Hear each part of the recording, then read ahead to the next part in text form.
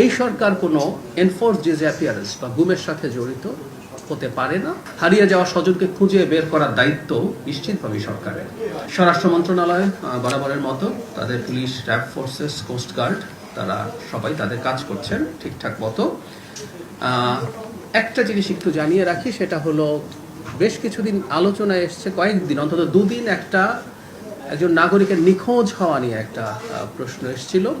তো সেটা নিয়ে বাংলাদেশ কোস্ট গার্ড একটা মন্তব্য করেছেন। আমি সেটা একটু পাঠ করি, এটা ইম্পর্টেন্ট। কারণ এই সরকার কোনো এনফোর্স ডিসঅ্যাপিয়ারেন্স বা গুমের সাথে জড়িত হতে পারে না।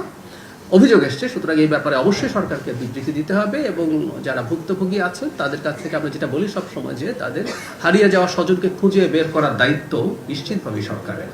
কোস্টগার্ডের যে প্রতিবাদপত্র তারা বলছেন, এখানে আইন ও সালিশ কেন্দ্রের রেফারেন্স দিয়ে প্রথম আলোতে একটা অনলাইন সংস্করণে একটা রিপোর্ট হয়েছে, নিরপেক্ষ তদন্ত চায় আইন সালিশ কেন্দ্র, এরকম একটা রিপোর্টে সেখানে তারা বলেছেন যে এটা একতরফাভাবে উপস্থাপিত হয়েছে। তারা বলছেন যে বিষয়টি তদন্তাধীন থাকা সত্ত্বেও অভিযোগকে প্রতিষ্ঠিত সত্য হিসেবে তুলে ধরা হয়েছে। কোস্টগার্ড দাবি করছে মিরাজ শেখকে তারা কখনো আটক বা হেফাজতে নেয়নি। অভিযোগ পাওয়ার পর সংশ্লিষ্ট ইউনিটের অপারেশনাল রেকর্ড, টহল কার্যক্রম ও অভ্যন্তরীণ অনুসন্ধান পর্যালোচনা করে বাহিনীর সম্পৃক্ততার কোনো তথ্য বা প্রমাণ পাওয়া যায়নি। অভিযোগে উল্লেখিত তারিখে জয়মনির ঘোল এলাকায় কোস্টগার্ডের কোনো অভিযোগও পরিচালিত হয়নি বলে দাবি করা হয়েছে।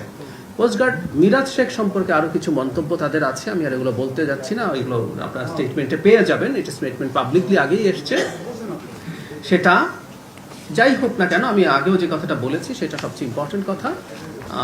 প্রত্যেকটা এ ধরনের নিখোঁজ তিনি যে কোনো কারণেই হন না কেন, সেটা সরকারের তাকে খুঁজে বের করার দায়িত্ব আছে, সরকার সেই দায়িত্ব নিশ্চয়ই পালন করবে। আবারও কেউ যদি নিখোঁজ হয়, সরকারকে যে চাপে রাখা যে তিনি কেন নিখোঁজ হয়েছেন, কোনো বাহিনী নিখোঁজ তাকে নিয়ে গেছে কিনা, এই যে প্রশ্নগুলো উত্থাপিত হচ্ছে, এগুলোকে আমরা এনকারেজ করি। আমরা মনে করি একটা সমাজে এভাবে চেকস অ্যান্ড ব্যালেন্স বিরাজ করে।